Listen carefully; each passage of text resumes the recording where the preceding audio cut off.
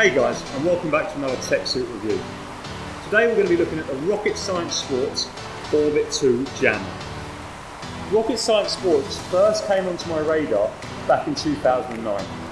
At the time I raced in a Blue 70 Nero full body suit, and it was one of a kind, fully rubberized, almost like a wetsuit with the sleeves cut off. It held you high in the water and I loved racing. And one of the few brands that made a similar style suit with a wetsuit pedigree was a brand in America called Rocket Science Sport. I never tried one of their suits, but I was following them closely. When the full body suits got banned, they were right on it.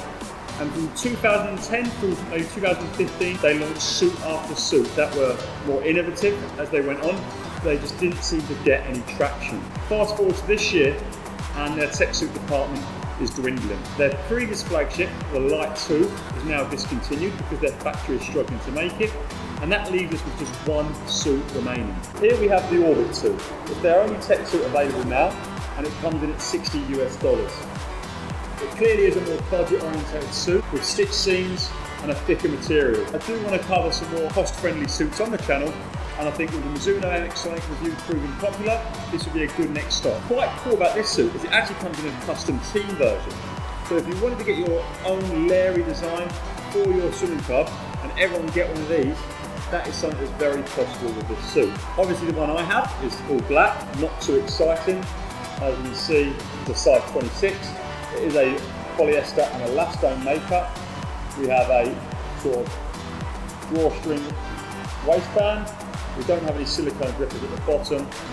And surprisingly, this one didn't come with a FEMA approved tag, which I was quite shocked about actually. And I wasn't too fond to see. I know it doesn't make a difference. I know this is on the FEMA approved list, and the pictures on the website show it.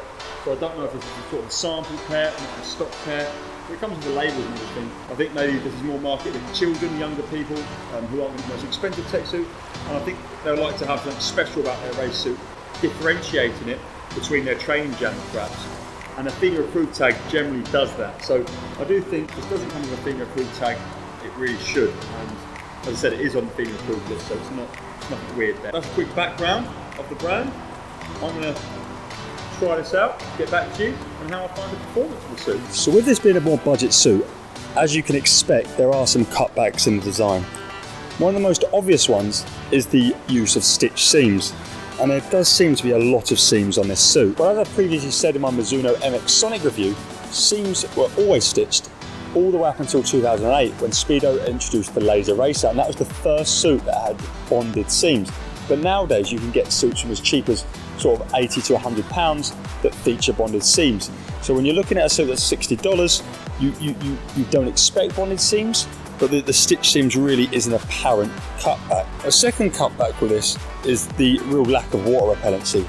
And I was quite shocked that it didn't really have that beading effect that you've seen with other suits, even the budget Mizuno.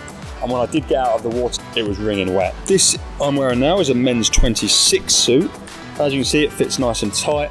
The cut's quite nice, low on my hips, high above my knee. There's not really much wrong with it actually at all. And when I bend over, there's a little bit of wrinkling around my groin area, and it's nice and tight on the back as well. The material is a polyester elastane construction, and it really feels like almost like a lycra running short, and it definitely sits somewhere between a training jammer feel and a race jammer feel, potentially more to the race jammer sort of area. So it does feel like you're wearing something that is specific for racing and not something that you just can train every day in. But at the same time, it's not as thin, it's not as light, and it's definitely, as I said, not as hydrophobic as your more expensive race suits. When I dived in with this for the first time, I was really impressed about how my underwater phase felt. I flew to 12.5 meters, I felt fast, I felt like each dolphin kick was really propelling me forwards, and I felt good racing in it. I immediately noticed I wasn't just wearing a training trunk, I wasn't just wearing my brief, I was wearing something a little more advanced.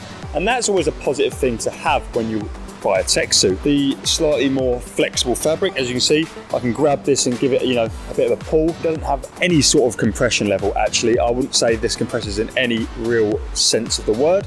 And towards the end of the race, it won't be supporting your legs like a more expensive suit. I do want to finish though, I'm not going to go I don't really need to go too in depth with a suit like this. What I do want to say is that it's good to have options that are more affordable. I don't think it's as developed a suit as the Mizuno MX Sonic 2, which is actually probably about the same price. And it doesn't feature as quality material it does still have traits that very much make it a tech suit, and you feel like it is. You dive in, you get that propulsion off the blocks in your underwater phase through your breakout that makes you feel like you're wearing something a little more special. And while yes, it doesn't have the high tech, the flares, the bells and whistles of a more expensive flagship suit, you're not paying for one either.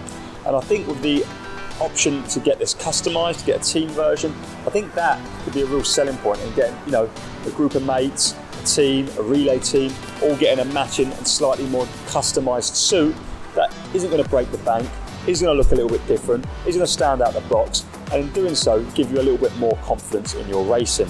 What I have gotten out of this is that Rocket Science do know a little bit about making a tech suit, and I think what would be really exciting is to see them venture into that flagship market once again and see what they can come up with. That's going to be a wrap for today's video. I really hope you enjoyed watching it.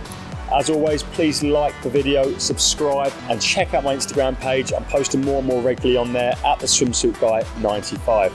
I'm going to try and keep up with weekly uploads. There's more coming soon. I've got the Arena Carbon Air 2 arriving any day now, and as you've probably seen, the Mizuno GX Sonic 4 is at home. All right, guys, I'll see you later.